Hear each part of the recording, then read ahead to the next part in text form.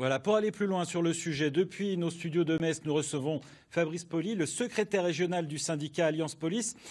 Avant de détailler ces mesures, Fabrice Pauly, une question simple. Après 8 semaines de mouvement des Gilets jaunes, comment vont les policiers lorrains aujourd'hui ?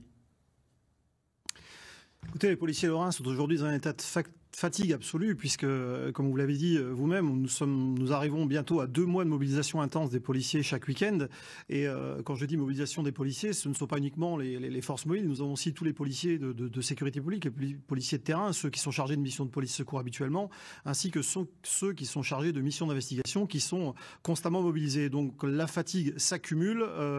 On va dire le monde continue de tourner et malheureusement les affaires judiciaires continuent de prospérer. Et derrière, on a du travail qui s'accumule la semaine lorsque les fonctionnaires sont pris le week-end pour travailler. Donc effectivement, un état de fatigue intense.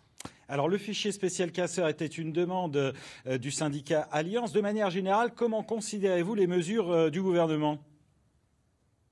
Écoutez, pour nous, ces mesures vont dans le bon sens, tout simplement parce que, effectivement, la revendication du syndicat Alliance était justement de créer ce fichier national des casseurs qui pourrait être en parallèle avec le fichier national d'interdiction des stades. Nous accueillons cette mesure favorablement, quand bien même ça ne sera pas suffisant si la justice derrière n'est pas en capacité de punir, on va dire, les gens qui ne respecteraient pas les interdictions de participer à ces mouvements violents. Alors certains magistrats et défenseurs des droits de l'homme estiment que cette mesure est dangereuse pour les libertés publiques. Qu'est-ce que vous leur répondez ?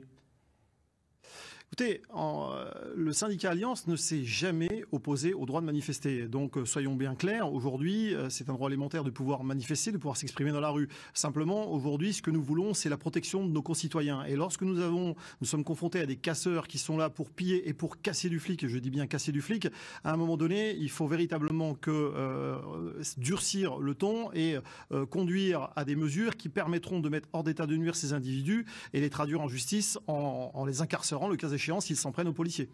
Alors on a vu des débordements à Épinal la semaine dernière. Il y aura une manifestation régionale à Bar-le-Duc ce week-end. Est-ce qu'on peut craindre de nouveaux débordements ? Est-ce que d'ailleurs les mesures de sécurité étaient suffisantes le week-end dernier à Épinal ? Je pense que les mesures de sécurité, du moins les effectifs déployés, étaient somme toute suffisants, puisqu'une unité CRS était déployée sur Épinal, en plus des effectifs de la direction départementale de la sécurité publique des Vosges. Maintenant, sur Bar-le-Duc, on est confronté à un autre problème, c'est que nous sommes à proximité de Bure et nous avons la certitude que derrière, nous allons avoir manifestement un terrain de jeu favorable à toutes les personnes qui sont contre le centre d'enfouissement de Bure et qui vont profiter de l'occasion, parce que l'aubaine sera trop bonne, pour venir s'agglomérer aux casseurs habituels que nous rencontrons dans tous les mouvements. Donc effectivement, nous avons quelques craintes quant à la situation qui pourrait très vite dégénérer sur Bar-le-Duc. Donc affaire à suivre ce week-end sur Bar-le-Duc. Merci à vous Fabrice Pauly d'avoir accepté notre invitation.